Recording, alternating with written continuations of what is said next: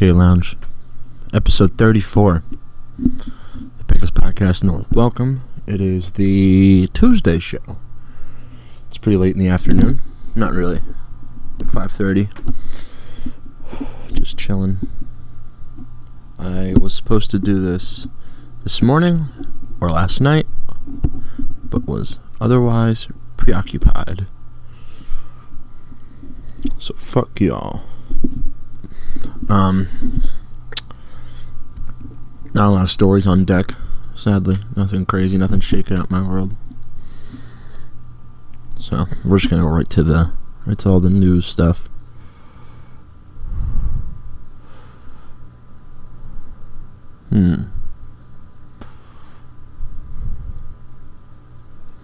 Hey, the Avengers have matching tattoos. Let me see. What is it? Is it like the A? Oh shit, Chris Evans is given a tattoo. That's pretty cool.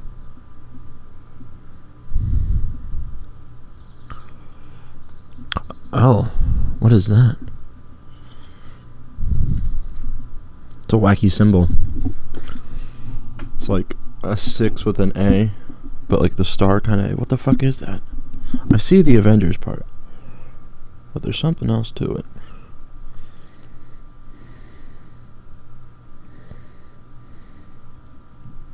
Oh, they combined all their symbols. Okay. So there's Iron Man in the one corner, Black Widow in the other, Hawkeye is the arrow. Okay. They have the Avengers, and then there was I thought that was a 6, but I wasn't too sure. Where's the Captain America thing? No. Okay, cool.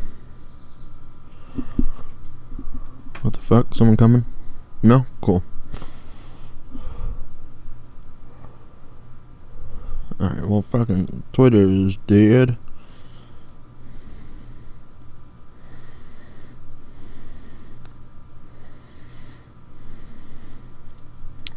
Let's see what the actual news says.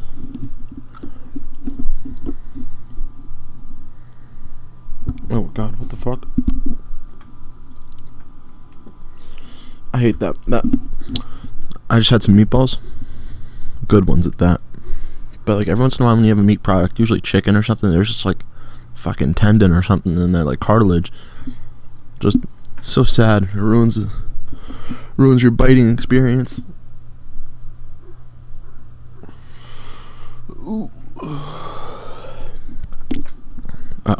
Robin Williams bio revelations: infidelity, substance abuse, insecurity over Jim Carrey. Was he jealous?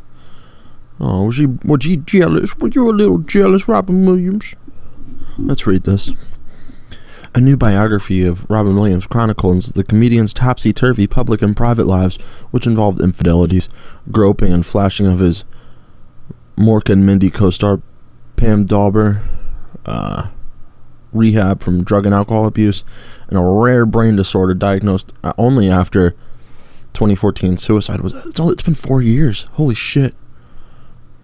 By hanging at age 63. In Robin, Henry Holt, out May 15, author David Itzkoff writes that Williams' first wife, Valerie Velarde, tolerated the comic's unfunny liaisons for a time.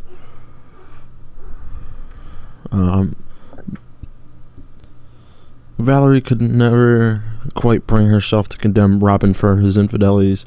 She seemed to accept them as an occupational hazard of stardom. What the fuck? That changed, however, when his 2-year affair with cocktail waitress ended, and the other woman, Michelle Tish Carter, sued him for 6.2, allegedly, inaccurately it turned out, that he had given her herpes. The suit became public in 1988, and Velarde divorced Williams that year. They had been married for a decade, and their son Zach was 5. The suit would not be settled until 1992 for an undisclosed amount of money. Other revelations in the book. In 1989, Williams would marry Marcia Garces? I don't know how to say that. Who had risen from being the family nanny to his professional assistant. Oh, he was fucking the nanny. But by 2006, the comedian's relapsed into drinking and doing drugs, which he tried unsuccessfully to hide from his wife led to the unraveling of his second marriage. The summer he began a stint in the Hazelden Foundation Center, a rehab facility in Oregon. Come on, I want to hear some Jim Carrey shit. Previously, Williams had been sober for more than 2 decades, in large part because of cautionary example of Saturday Night Live star John Belushi, who died of a drug overdose in 1982 at the age of 33. Williams had been with Belushi the night before he died, although he denied reports that he had been doing cocaine with him. On this occasion, Williams rehabbed himself cold turkey. Which I think cold turkey is the way to do it. Because if you really want to do it, you could just do it. But, the new 400-plus page biography also documents insecure star for all his successes in Oscar plus Emmys and Grammys could be worried by the rise of rival comic Jim Carrey, as well as over personal finances, despite pulling down as much as $15 million a film. Okay. Itzkoff quoted Williams bestowing a backhanded compliment on Carrey as being funny in a physical way.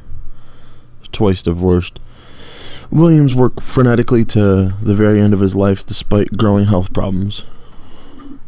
Williams' behavior, hardly conventional to begin with, became increasingly strange as he progressed into his early 60s.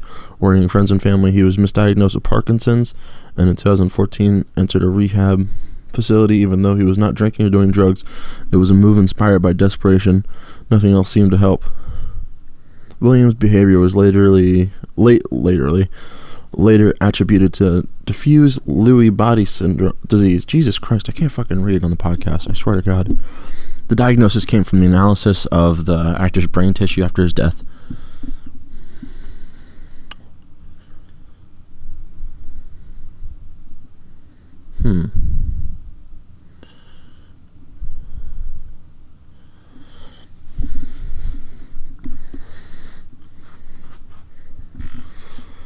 It was weird.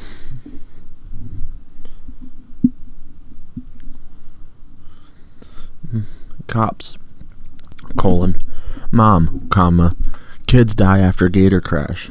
What? Mom and 2 children die. Is it mom and 2 children or mom? Well, I'm guessing it's mom and 2 kids die after striking an alligator on South Carolina interstate, authorities say.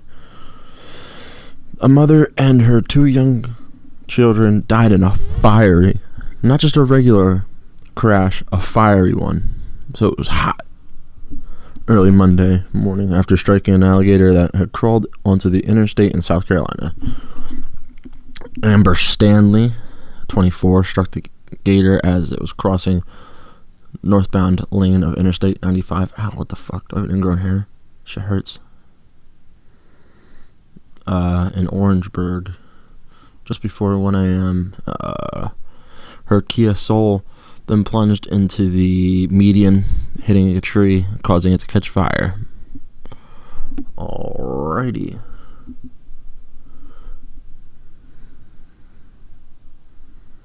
That's problems. Menzel hospitalized with prescription meds issue. Jesus Christ. What's he doing? Johnny Manziel, Johnny Football, was hospitalized Monday night in Humboldt, Texas, according to a TMZ report, which is a statement from Manziel's representative stating the hospitalization is related to prescription medication. It seems like he had a reaction to an adjustment in his prescription. He's fine and headed home. Oh, is he not addicted? I thought he was addicted.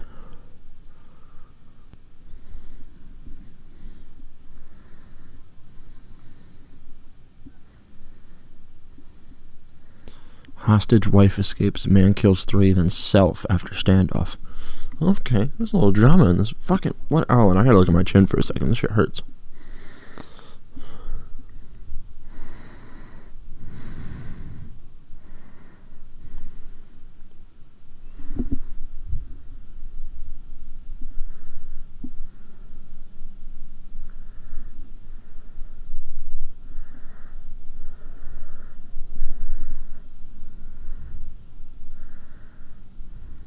Could be a pimple. I don't know. I can't really tell. I'm about to look in the mirror. Bad times. They were the best of times. They were the worst of times. Brookville, Maryland. The suspect... Oh, that's a nice house. The suspect in the fatal shooting of 3 people whose bodies were found in a Montgomery County, Maryland home shot himself to death in his own home across the street. What was he mad about? So the cops were called into a domestic disturbance earlier in the day. First responders came to the scene. They located... Oh boy, yawned. Multiple fatalities and backed out of the house, believing it was not safe. Captain Paul Starks of Montgomery County Police... Sorry about that. I'm going to put this shit on silent. Did I pop it? But, the suspect, Christopher Wilson Snyder, age 41, allegedly fled to his home across the street after shooting 3 victims. 3 other adults in the home were the 3 people... where the 3 people were killed were able to escape unharmed. One was Snyder's wife, police say.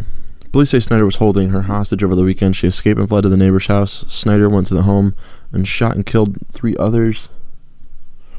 Snyder allegedly barricaded himself in his home and a standoff ensued. Negotiators called him to try to get him to surrender. Wow. Police say negotiators spoke with him via phone for a couple of hours. Officers breached the front door at 11 a.m. Oh shit, this has been going on. Early morning.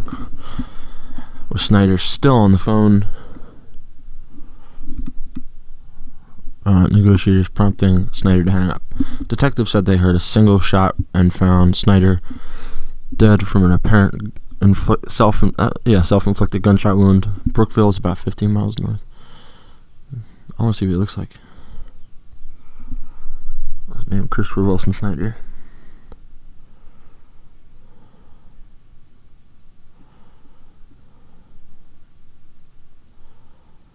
Christopher Wilson Snyder.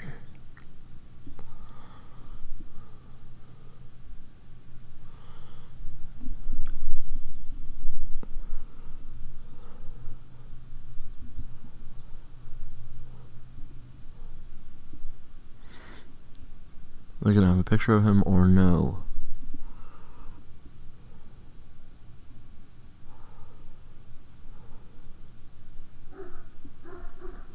Jesus, shut the fuck up. They have no pictures of him.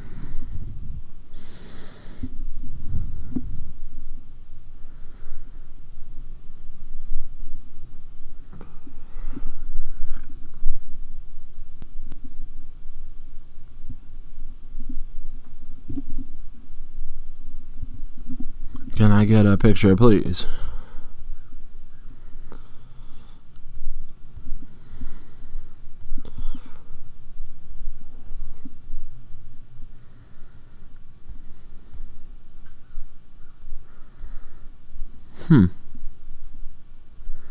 Apparently no, you cannot. Alright, well, that's the end of that one. Cool. Oh, this is old. Old by now. Man mauled to death while trying to take a selfie with a bear. It's a fucking bear, dude. New Delhi. Oh, okay. That makes sense. Well, the big question is, did he get the picture? Fuck. I'm like falling apart. I'm live on the podcast. A man trying to take a selfie with an injured bear was mauled to death in India on Wednesday. The latest strings of selfie-related fatalities in the country. That's great.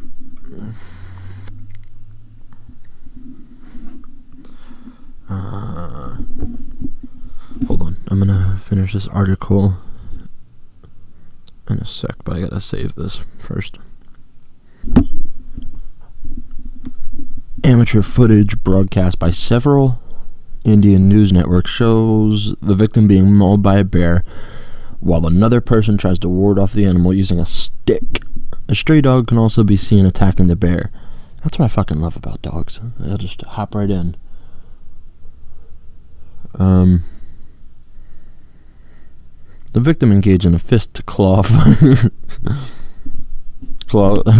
fight with the bear.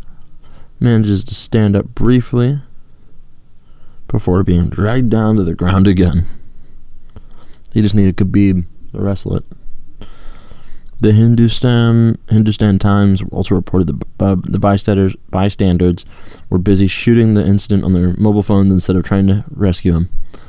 Yeah, that sounds like 2018. The newspaper quotes forest official Dhanarjaya Mohapatra. Jesus Christ. Just get fucking John in there. Just get an easy name. As saying, Bahatra died on the spot. Oh, I got it, the spot. That's fun.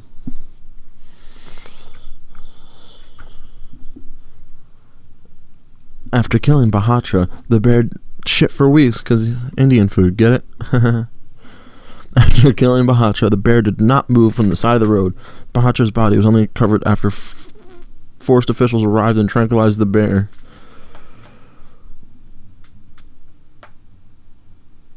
A 2016 study by researchers from Carnegie Mellon and Indraprastha. You have to say it like with an accent, or else like it won't sound right. Institute of Information. Aren't all institutes of information? Delhi said India topped the list of countries with selfie-related deaths, with 76 from March 2014 to September 2016. In 2016, a teenager in India's Punjab state died while he accidentally shot himself while posing for a selfie with a loaded gun. That same year, authorities in Mumbai established 16 no-selfie zones after a spike in selfie-related deaths. A spike? Jesus Christ.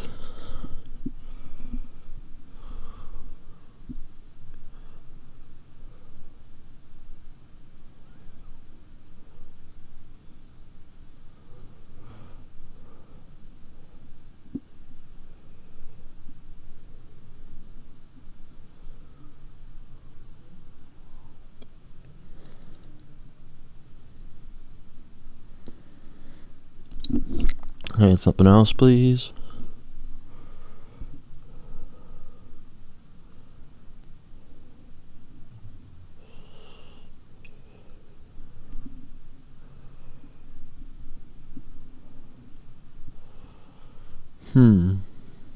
Five people shot in 2 incidents in downtown San Diego. I'm not going to read that, but that's something.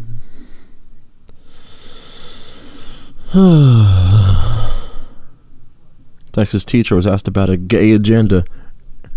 Ma'am, what's your gay little agenda? Wow, she is not pretty. But it is what it is. Fort Worth, Texas, when Stacy Bailey was summoned to a meeting with Mansfield School District Associate Superintendent Kimberly Cantu, didn't take long for her sexual orientation to become a topic of discussion. Her case has drawn national attention as her supporters ask Mansfield School District's leaders why she is no longer teaching at Charlotte Anderson Elementary in Arlington. She has twice been voted Teacher of the Year and received exemplary reviews, her attorney said in a media advisory. According to a federal lawsuit filed Tuesday in Dallas, Bailey quickly found herself at odds with the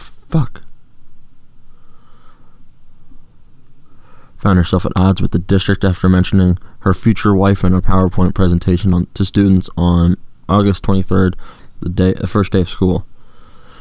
Her principal told Bailey, "I don't think you did anything wrong, but I don't know what's going to happen. grabs her revolver. On August 25th, she met Cantu, who said, "You can't promote your lifestyle in the classroom," which is kind of right. Nobody can. Gay, straight, brony, and all that. Keep that shit at the door. Bailey replied, "We plan to get married. When I have a wife, I should be able to say this is my wife without fear of harassment."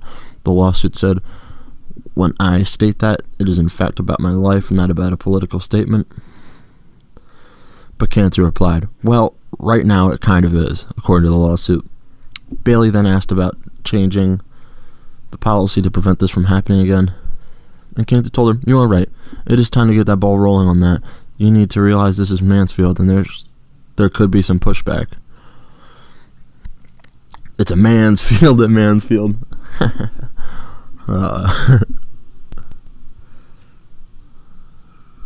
Whatever, I don't care.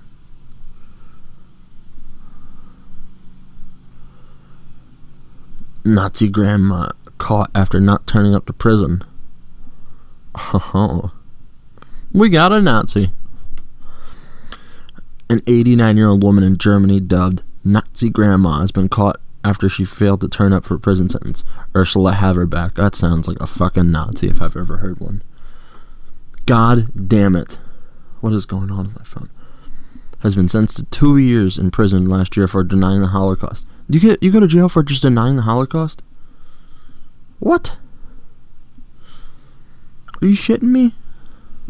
After failing to turn up to prison, Haverback was found at home Monday. She was then taken to prison to serve her time. If I say the Holocaust didn't happen, I can get 2 years in Germany? That's fucking nuts. Haverback had run a far-right center, which was shut down in 2008. She's also previously been sentenced for Holocaust denial. The agency reported she has said she does not think Auschwitz has been proven to have been a death camp and called the Holocaust a lie.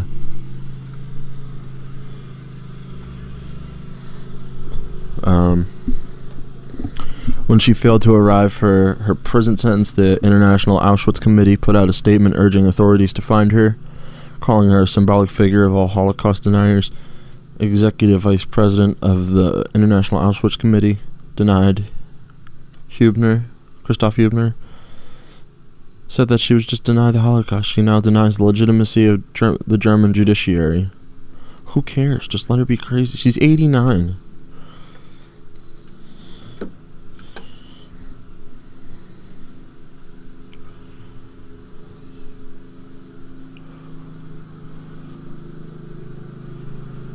Alright, well, my neighbor's starting to mow his fucking yard, so I'm just gonna wrap it. Not really much to talk about today, so it's not a big deal. I hope you guys have a good Tuesday. Hopefully you have a good week. I'll see you on Saturday. I'm gonna yawn right quick. Oh, boy. Okay. Oh, yeah, song. We can do that. My phone's about to die anyways. My hand's itchy. What was the last one? Triumphs. Let's go Atlantis. Ooh. Alright, so this is Atlantis on my website, which I'd urge you to go to. Everything in the description. Fuck around in there. Press some buttons. Have a little fun. You know what I mean? Alright, so hopefully he doesn't ruin this shit.